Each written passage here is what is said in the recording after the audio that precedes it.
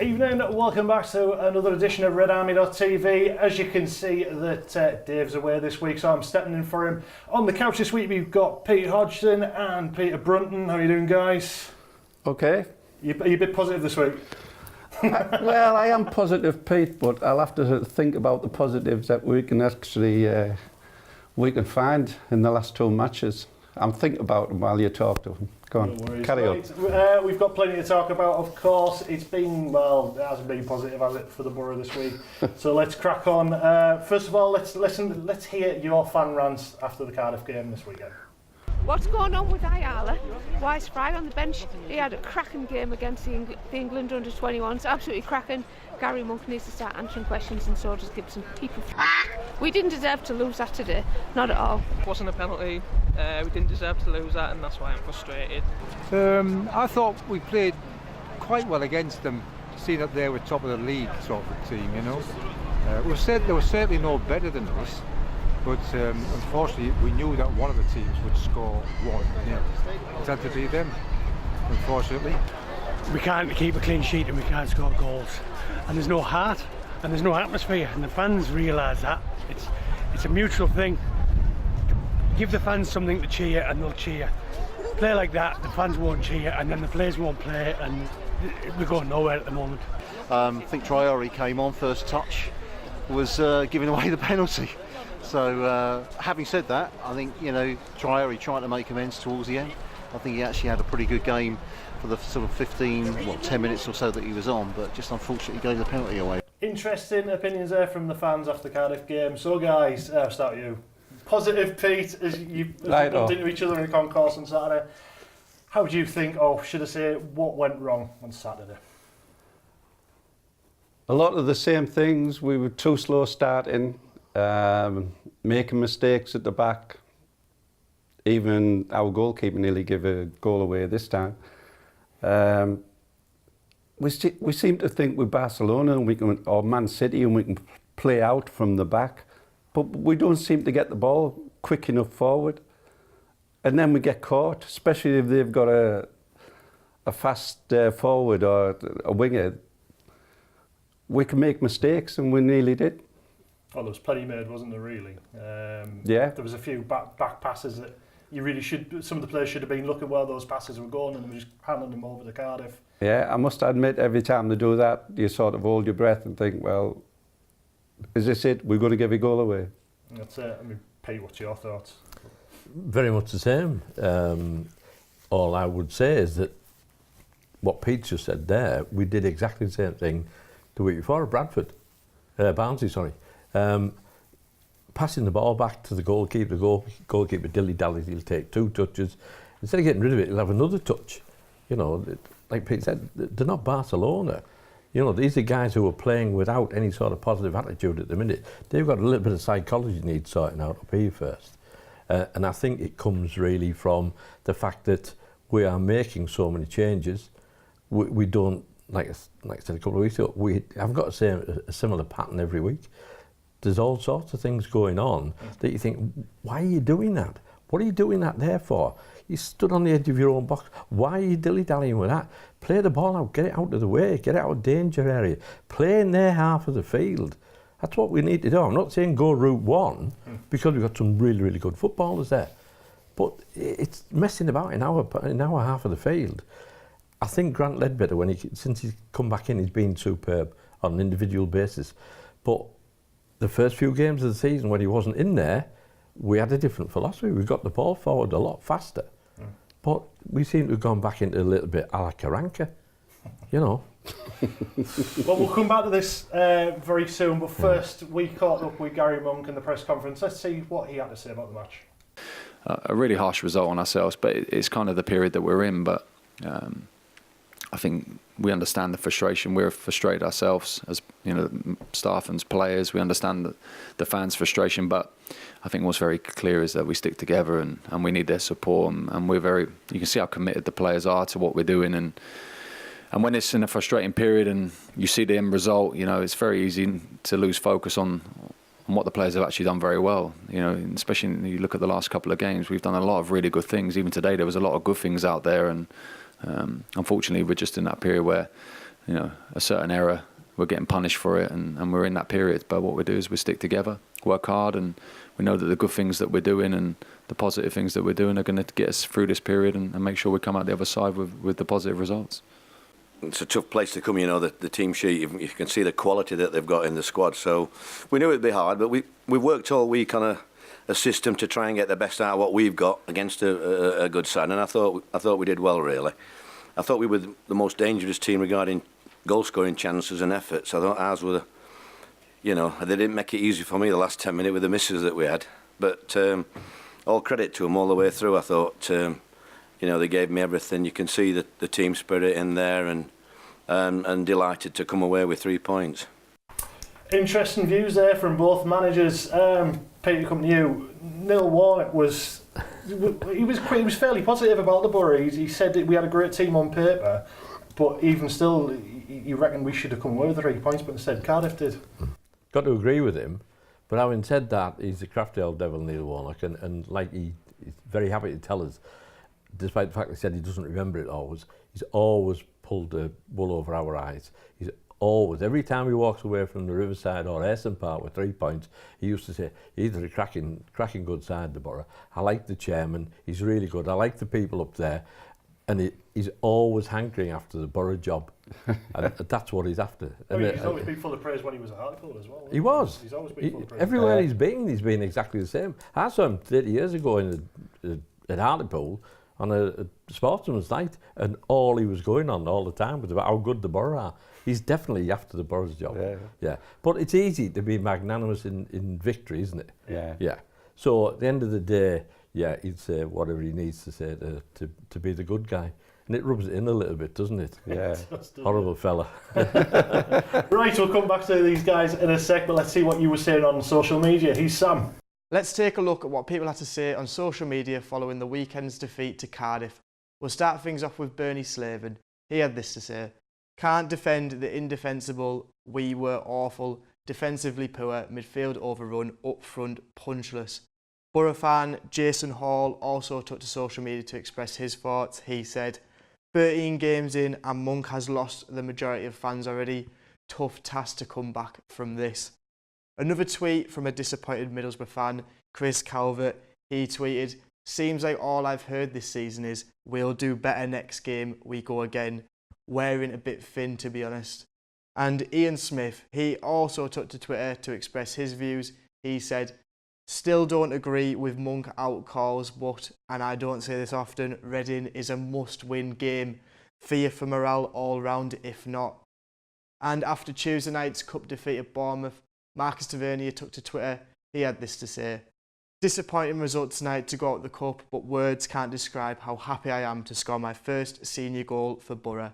Congratulations on your first goal, Marcus, and what a superb turnout it was at Bournemouth.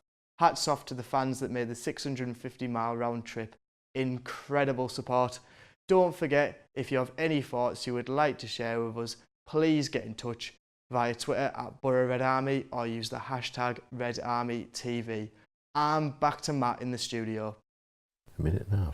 Interesting thoughts there from everyone on social media. Thanks very much, Sam. Right, positive Pete. I'm going to keep calling you positive because we need someone positive on the show this week. I'm trying, honestly. Looking back at the Cardiff game then, there was few errors. I mean, Randolph played an outstanding match, to be honest, despite the penalty that was given towards the end of the game. But we'll look at the substitutions. Downing was subbed. Do you think that was a correct decision by Monk? I think we were crying out for a bit more, but it turned out, dear me, I mean, he brought Traore on, didn't he, and he gave the penalty away. Do you think Traore's still learning? I think he's still learning, but I think he needs a goal, and what I've heard, he nearly got one last night, which would have been great if he had got one, but yeah, I don't think Downing was doing so much when they did take him off, to be honest.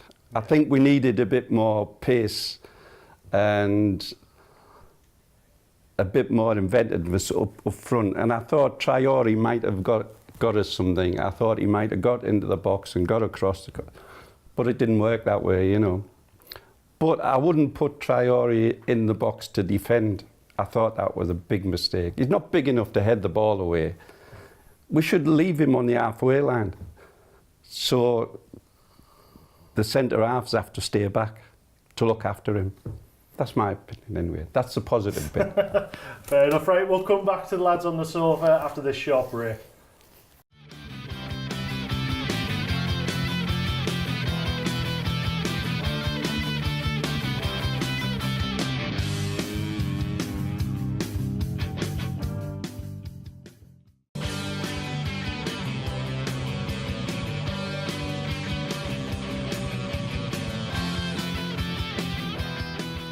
Welcome back to Red Army TV. On the couch with me is still the two Pete's. Positive Pete, I'll say, because like I say, we want some positivity in the show. And also other Pete as well. Right, we'll try and keep the Cardiff banter down as what we can. I think if we go on too long, we'll need an extra hour on the show, I think. So let's chat about the game midweek, the Carabao Cup with Bournemouth. Start with you, Positive Pete. 10 changes made for the long trip to Bournemouth. First half was positive, not so second half. But there were some positive things that happened. One was a great ball from Traore to Tavernier, is it? Yeah, Tavernier. Yeah. And it was a great goal. So that was positive for a start. I think that kid should be given a chance. He should at least be on the bench. He scored 2 goals for us now. I think he got one against the German team, Augsburg, in the friendly, and that was a good goal as well. So he knows where the goal is. And Traore knew where he was going to be, so that was positive for a start. Pete, we were talking just during the break regarding Traore. Where do you think what do you think he's lacking? Do you think he needs a bit more confidence, or do you think it's a goal that he's craving that will give him that bit of a boost? Well, I used the word perplexing when we started, and he is a perplexing player because he doesn't seem to be able to connect at times his brain with his feet. And looking over the number of years that I've watched football, I think he'll never make a footballer because of that. And people say, well, give him time. But he's had 4 years at Barcelona, one of the best academies in the world. He had a year at Aston Villa, right? And he's had a year and a bit at Middlesbrough. And he doesn't seem to be that much better than he was when we first saw him. Basically, the simple principles are, right, stay on the halfway line. When the fullback gets the ball, just peel away and let him play it over the top behind the right back or left back and get behind him and put a decent crossover. The first thing he could say last year was that his crossing was shocking. His shooting's all over the place. But it's the fact that he runs in and out of different places. It's the unpredictability of what he does that is one of the problems that we've got. You know, he unsettles any sort of team pattern that we've got running across people. The goal that Dale Fry got slaughtered for a few weeks ago in Norwich, that started 5 seconds before when Traore tried to beat 3 men, half missed the tackle, recovered.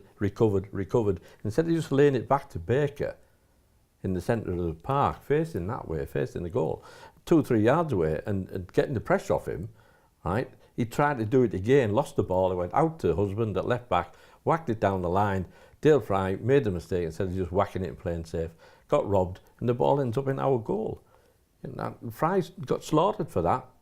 And yet it started somewhere up there when it should have been simple, just lay it off and do that. But he gets his head down and he runs and he runs.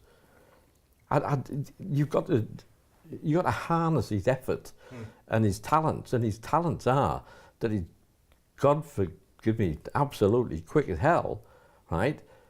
But where do you actually get him to focus on doing what he should be doing and just concentrate on that? Don't be trying to beat 3 or 4 men. Just stay up there. As Pete said, what's he doing in our box? It's a forwards tackle in the box. Forwards can't tackle, right? Get him up front. Leave him there. Yeah. And I'll tell you what, they'll put 2 or 3 men back because they're frightened to death. They'll have a marker, they'll have one off one side and one off the other side in the centre circle. And all you've got to do is keep walking across there like that. You'll have them all over the place. But I don't see anything that's really going to give us any confidence in any game that he's going to definitely do something. He might just do something wonderful, but then again, he might not. Right, we'll come back to this very soon, but first let's catch up with the latest goings on. He's Heidi with the news. MFC legend Colin Cooper has praised 3 local community champions. Graham Fordy, Nick Waits and Lee Bramley received the Teesside Hero Award in recognition of the work they do behind the scenes for the former Borough Stars charity, the Finlay Cooper Fund. Money raised by the charity goes to many individual children's causes, along with local children's hospices and similar organisations. The inspirational words of Voice of the Borough, Ali Brownlee, are to be immortalised on the approach to the Riverside Stadium. A lasting tribute to the much-missed commentator will soon adorn the side of the Stevenson Way underpass in a joint project between Middlesbrough Council and Middlesbrough Football Club. Red Army will be providing transport to and from Middlesbrough's game away to Hull on Tuesday the 31st of October. Ticket prices are £15 for children under 18 and £19 for adults. Pickups are from Gisborough, Redcar, Six Meadows and Anson Farm. And if you have any news you want to share with us, please email news@redarmy.tv or via social media @Borough Red Army. And back to Matt. Thanks very much, Heidi, for that. Right, let's look ahead, guys, to the Reading game. Where do you think Monk could make some changes? I mean, one thing we don't want is another penalty. Third match running, do we, really? So where do you think people come in? I'd like him to make 6 or 8 changes from last night. would you like to see you starting again? I think he's got to go, but I think Ayala's confidence is shot to bits. Having said that, after last night, poor Dale Fry got slaughtered last night for a few mistakes all the way through the game. But I'd like to see him coming back into the team and getting settled again. Right? I think it was unfair how he got dropped, but having said that, he dropped him. I'd still prefer to see George at left back, and I think you got to get him back in there because he adds a little bit of stability, right? And fair dues, I think Fabio's done really well, but he's terrific going forward, but he can't defend to save his life. I think Christie's okay there. I think we're going to have to change, and I think I'd like to see Johnny Howson. I've admired Johnny Howson for 6 or 7 years, a cracking player, good box-to-box lad, works hard, gets stuck in, never hides, he can pass the ball. Talk about having a hard time, he's been in, out, and then back in again. Anytime something goes wrong, he's getting dropped. And the same as Downing, and I think Downing has done really well since he came back into the fold, because against Barnsley the week before, I thought he was outstanding. And just that last 10-15 minutes when we needed that second goal we got in the ascendancy, it took him off. I was thinking, what are you doing? You know, he's the man that's creating and pulling all the strings.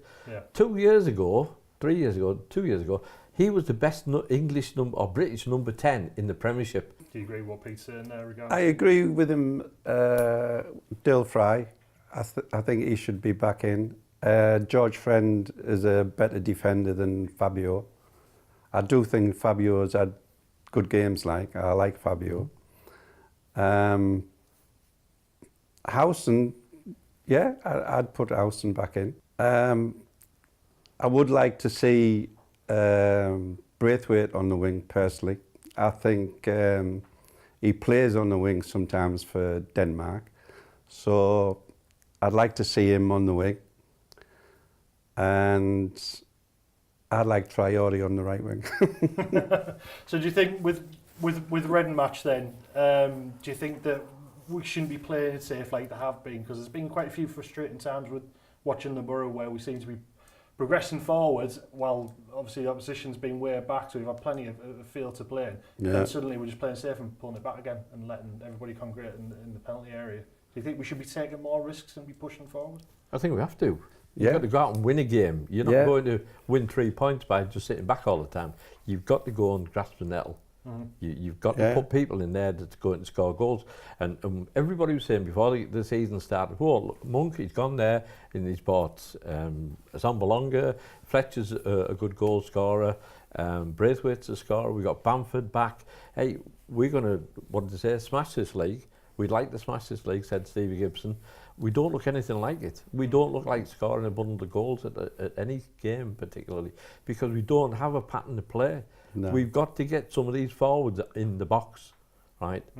Our best 2 seasons in the last 20 years were the 2 European UEFA Cup seasons, and we had 4 forwards with Viduka, Jimmy Floyd, Yakubu and Massimo. Whenever the going got tough, we threw the ball into the box and put 3 or 4 forwards on, and we won how many points and how many cup ties doing that. Goal scorers score your goals, win your matches. That's it, isn't it? They were the days. Happy Right, days. just before we go, we just got to let you know about the Hull travel. Red Army travel bus is taking fans down to Hull. There's still seats left. So if you want to get a seat on there, get yourself on RedArmy.tv website or give us a ring on 01642 688 987. Right, guys, very quickly, predictions for the Reading game. Positive piece, go on. Well, I think they're having a bad time at the moment as well, and I think Yap Stam's under a lot of pressure. So 2-1 to us. 2-1. We get a clean sheet, and I hope we sneak it 1-0. Thanks so much, guys, for joining us on the couch this week. Right, don't forget, we're here every Friday at 7:30 on Maiden Teesside, so we'll see you then.